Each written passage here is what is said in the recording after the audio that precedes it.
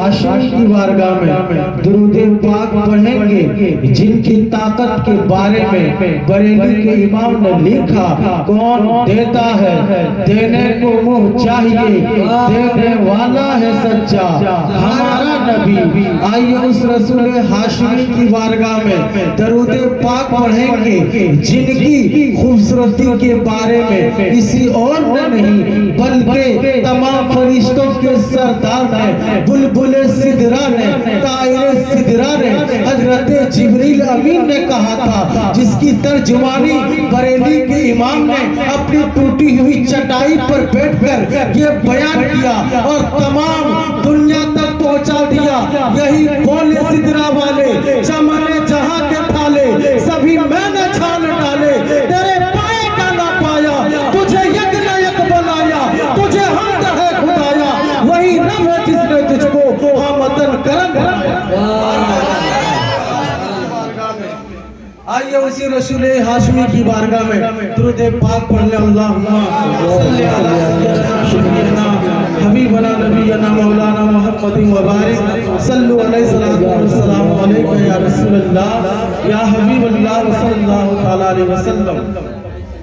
अजीज़ान मिल्लत इस्लामिया, ये खुशी का माहौल है। आज की ये महफिल निकाह के ताल्लुक से मुनक़िद की गई। जो बातें की जाएगी आज निकाह के ताल्लुक से की जाएगी, जो बातें की जाएगी शादी के ताल्लुक से बातें की जाएगी। लेकिन आइए अपनी तकरीर का आगाज मैं शायरी के जरिए से आप तक पहुंचाना चाहता हूँ। शायर लिखता है, मुख्तारे कायनात सा दाता कोई नहीं, यानी रसूल पाक के जैसा कोई नहीं। मुख्तारे कायनात सा दाता कोई नहीं, यानी रसूल पाक के जैसा कोई नहीं। बिन मांगे मेरे आका ने झोली को भर दिया, मांगता जो आया मांगने सुल्तान कर दिया। खाली तेरे मुस्तफा से लौटा कोई नहीं, यानी रसूल पाक के जैसा कोई नहीं। और आगे मेरे इमाम ने उस मंजर को पेश किया जब अल्लाह के रसूल सल्लल्लाहु अलैहि वसल्लम दूल्हा बने थे। कब दूल्हा बने थे? मेराज की शब में जब अल्लाह के रसूल दूल्हा बने थे तो फिर हुआ क्या? मेरे इमाम लिखते हैं, सिदरा से आगे देखिए शाहे उमम गए, रूहुल अमीन सिदरा तलक जाके थक गए और पहुंचे जहां नबी वहां पहुंचा कोई नहीं, यानी रसूल पाक जैसा कोई नहीं।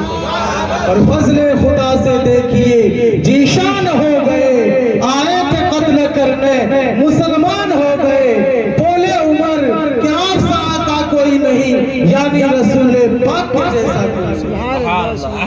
अजीज़ान मिल्लत इस्लामिया, शादी का मौका है। मैं कुछ बातें शादी के ताल्लुक से पेश कर रहा हूँ। मेरे इमाम अहले सुन्नत सरकार आला हजरत फाजिले बरेलवी आतिए शिर्को बिदअत अच्छे रजा प्यारे रजा हम सब के रजा इमाम अहमद रजा खान फाजिले बरेलवी लिखते हैं, अजीब शादी का जिक्र करते हैं। वो शादी जो रब ने अपने महबूब को मेराज का दूल्हा बनाया है। जो शेर में पढ़ना जा रहा हूँ उसमें लफ्ज़ शादी का जिक्र है। वो शेर ये है, मेरे इमाम लिखते हैं, वो सरवरे किश्वरे रिसालत जो अर्श पे जलवा कर हुए थे नए निराले खुशी के सामा अरब के मेहमा के लिए थे। खुशी के सामा तरब के सामा बात समझ में नहीं आएगी और शेर समझ में नहीं आएगा। आइए मैं थोड़ी तफसील के साथ बता दूं। आज शादी का मौका है और शादी के मौका पर हम क्या करते हैं? खुशी का सामान इकट्ठा करते हैं, खुशी का सामान लगाते हैं। ये माइक खुशी के लिए है, ये बल्ब खुशी के लिए है, ये लाइटिंग खुशी के लिए है, ये इस बज़्म की रौनक खुशी के लिए है, ये उलमा आए हैं खुशी के लिए है, तमाम लोग आए हैं खुशी के लिए है। जितनी चीजें आज लाई गई है सब खुशी के लिए लाई गई है। लेकिन मैं ये बताना चाहता हूँ, हाफिज आलम साहब ने इस मजलिस में लाइट को लगाया है। ये नया तो हो सकता है लेकिन निराला नहीं हो सकता है। ये झालर नया तो हो सकता है लेकिन निराला नहीं हो सकता है।